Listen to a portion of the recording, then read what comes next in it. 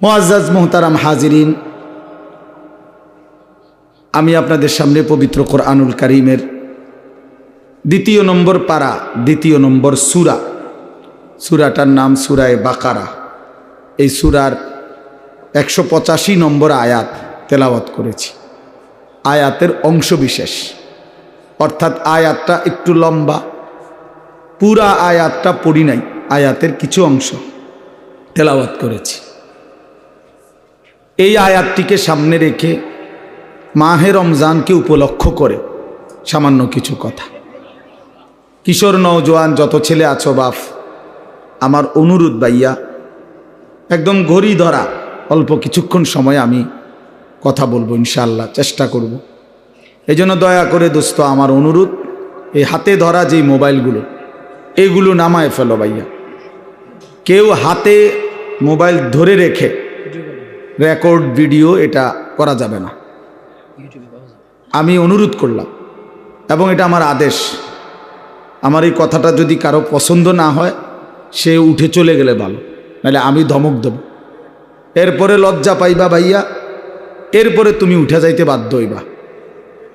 এজন্য দয়া করে হাতে ধরে মোবাইল যাদের, এটা নামায়া ফেলো, বন্ধ করে ফেলো। কেন? প্রশ্ন হলো কেন? কারণ হলো, বাস্তবিক কথা হলো, সারাক্ষণ মোবাইল ধরে রাখলে দিল জমে না, মানে অন্তরের মধ্যে কথা পৌঁছে না। এমনিতে মোবাইলে ওঠে, ঠিক আছে, মোবাইলে জমা হয়, মোবাইলে তো আলহামদুলিল্লাহ প্রচুর ওয়াজ আছে, সব বক্তাদের। ও বক্তা ছাড়াও অনেক ব্যক্তিদের অনেক সুন্দর সুন্দর বিভিন্ন বিষয়ভিত্তিক আলোচনা, অনেক কিছু আছে, অভাব নেই। কিন্তু কথা হলো, আমার দিলে কি আছে, আমার জিন্দিগির মধ্যে কি আছে, এটা দেখার বিষয়। জি, এটা একটা গুরুত্বপূর্ণ বিষয়। এই জন্য এটা ইনসাফের সাথে ভাবা উচিত। তো এই জন্য আমার উদ্দেশ্য হলো যে আমি নিজের জন্যই শুনি।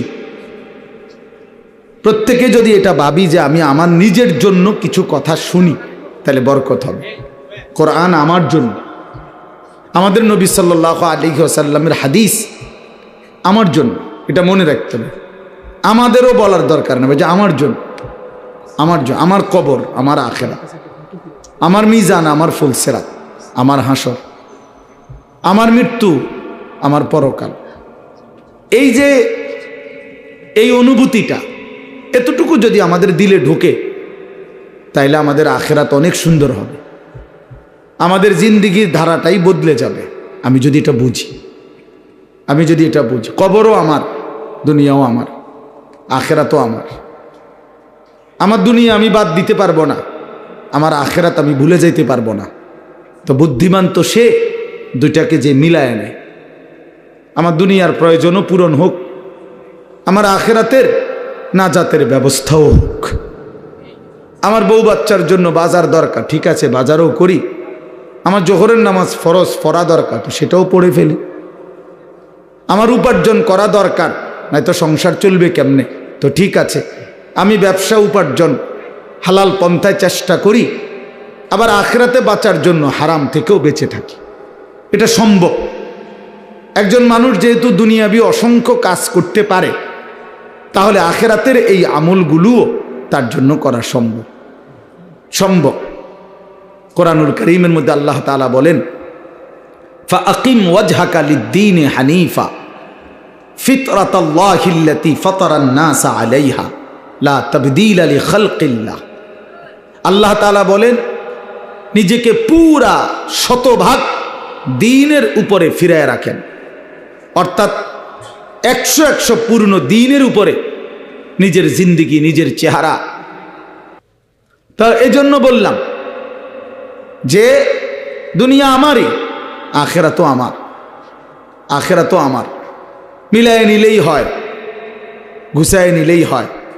তো বলতেছিলাম, আল্লাহ তাআলা বলেন, আমি বান্দাকে আমাকে মানার শতভাগ যোগ্যতা দিয়েই আমি আল্লাহ তাআলা তাকে সৃষ্টি করেছি। সৃষ্টিগতভাবেই আমাদের দেহে আল্লাহর সমস্ত হুকুম মানার যোগ্যতা আছে, সমস্ত নিষেধ ছেড়ে দেওয়ার যোগ্যতা আছে।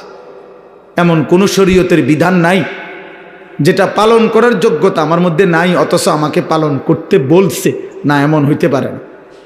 এমন হইলে এটা জুলুম। আমার কোমর বাঁকা হয় না, আমি রুকু দেব কিভাবে? আমি নিচের দিকে যাইতে পারি না, আমার হাঁটু ভাঙ্গে না, কোমরও বাঁকা হয় না, আমি সেজদা দেব কেমনে? তাইলে যদি আমার কোমর না ভাঙতো, মানে বাঁকা না হইতো, হাঁটু যদি না বাঁকা হইতো, তারপরেও যদি আমাকে বলতো যে সেজদা দাও, তাইলে না এটা জুলুম? কি বলেন? তাই এখন আমাদের কোমর কি বাঁকা হয়, হাঁটু কি বাঁকা হয়? তো তাইলে অসুবিধা কোথায়? অসুবিধা কোথায়? এই জন্য বললাম বাপ, ইনসাফ করে চিন্তা করলে মানুষ যদি বিবেক খাটায়, সামান্যতম ন্যূনতম বিবেক যদি কারো দিল, বিবেক বুদ্ধি বিবেচনা যদি কেউ খাটায়, কাজে লাগায়, তাইলে খোদার কসম সে আল্লাহর নাফরমানি করতে পারে না।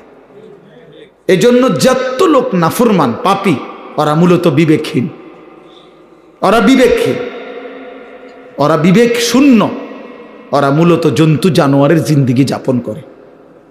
যে জীবন আল্লাহর আনুগত্য করে না, খোদার হুকুম মানে না, ওই জীবন জানোয়ারের জীবন। হ্যাঁ, ওটাই সত্য, এটাই জিন্দিগি। যে জীবন মনের ইচ্ছা মতো চলে, যা মন চায় তা, এটা জানোয়ারের জীবন, এটা কুকুরের জীবন। হ্যাঁ, কোরআন শরীফে আছে, আল্লাহ তাআলা বলছেন ওয়াত্তাবা হাওয়াহু ফামাথালুহু কামাথালিল কালব। সূরা আরাফের মধ্যে আল্লাহ বলে, মনের ইচ্ছা মতো যে চলে, আমার মনে যা চায় তা, কিসের নামাজ, কিসের আল্লাহ, কিসের রাসূল, কিসের কবর আখেরাত, হুজুরদের কথা বাদ দাও, এটা আমার মনে যা চায় তা, আমার যখন যেটা ভাল লাগে এটাই করব। মন চাইলে ঘুমাবো, মন চাইলে সজাগ থাকবো, মন চাইলে হাসে, মন চাইলে কাঁদে। এই যার যখন যা মন চায় তাই করে। আল্লাহর বিধান, রাসূলের বিধান, কোরআনের বিধান যে অনুসরণ করে না, খোদার কসম আল্লাহ বলছে ফামাসালুহু কামাসালিল কালব, তার উদাহরণ আল্লাহ বলেন কুত্তার মতো। কুত্তার মতো, এটা কুত্তা, এটা কুত্তা। কামাসালিল কালব অর্থ হলো কুত্তা, কালবুন অর্থ কুত্তা, কুকুর। অতএব যে জীবনে সেজদা নাই, ওই জীবন কুকুরের জীবন। মনে রাখো ছেলেরা, নিজের পরিচয় মিলাইয়া নিও, আত্মপরিচয় মিলাইয়া নিও।